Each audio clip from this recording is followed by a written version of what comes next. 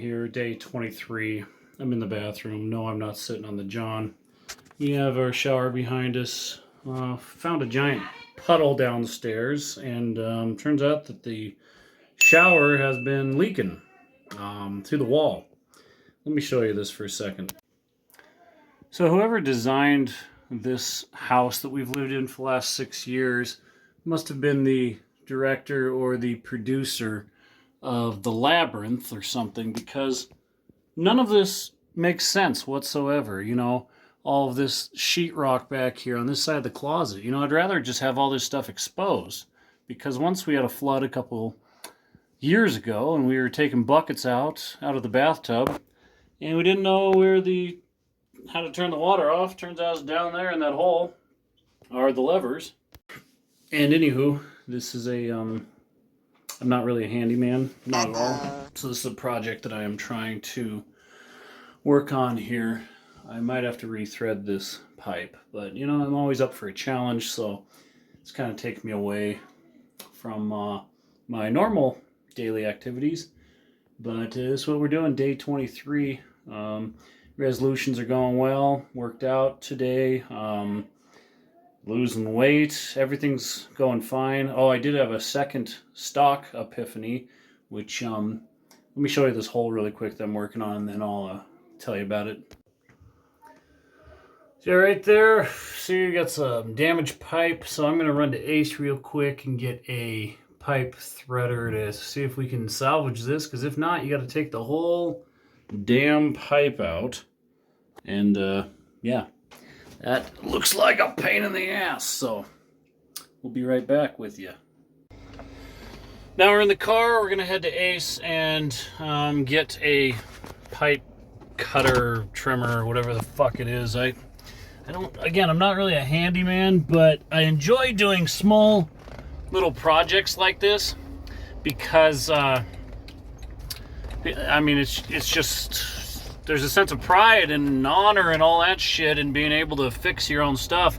A lot of people look at any small little project, they think they got to call a plumber or electrician or something like that. I do that all the time too, mainly because you know, these people are worth their money. You know, you pay them, they can do it in 45 minutes, where as for me, it might take me a couple hours or even, you know, the whole day, and in the end it's really just not, it'll just fall apart sometimes. So a lot of times, you know, time is money, so pay the people that are experts, just like, you know, someone would pay me to come play piano at their wedding or some shit like that. You know, we all have an expertise of some sorts.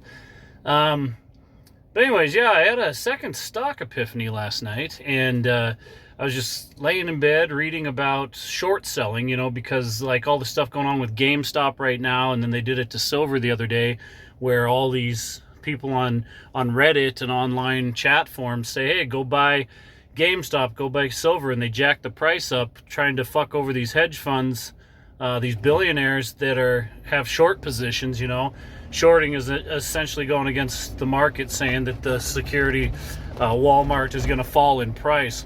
But there's no, it could go on forever. You could lose on a short forever and ever and ever. And that's the scary thing about shorting. So these GameStop nerds, or whatever you want to call them, go on and try to fuck the system. And they did fuck the system, fuck some hedge funds. I don't know what's going to happen there. Probably some lawsuits and stuff. These guys are billionaires. They don't tend to lose in life, if you know what I mean. But anyways, I was sitting there reading about shorting. And I've shorted for a long time now, and day trading shorting is a lot more safe than just leaving your investment overnight or for weeks or months on end. Plus, you're paying more and more interest with the short market and everything. So I was just kind of reading, and then just like an epiphany hit me, and it's more, well, I guess it's hard to explain, but for you people out there that are starting in this, you know, you've watched the previous videos, start on E-Trade, get a definition, learn what that definition means. You know, I've said all this stuff. Practice, practice, practice. Learn the lingo, just like a doctor or a lawyer would learn the lingo to do their profession. The stock market has its own lingo, you know, it has its own English. So learn all of that stuff before you really get going. And then the next step is just figuring out what you want to be, like a day trader or a long-term investment have a long-term portfolio. But some of the things that I'm calling epiphanies are extremely simple concepts, but I'm just looking at them and thinking about them in different ways. So to make this story short, with a day trader, you can go long and you can go short. So I was like, well, what if you just rode it like a roller coaster, buy, say, 25 shares as the stock's going long, and as it continues to go long, keep buying 25 shares, 25 shares, 25 shares, and then as soon as it dips, go short 25 shares, and just keep doing that until, because the stock market is very volatile, until you're making a profit one way or the other.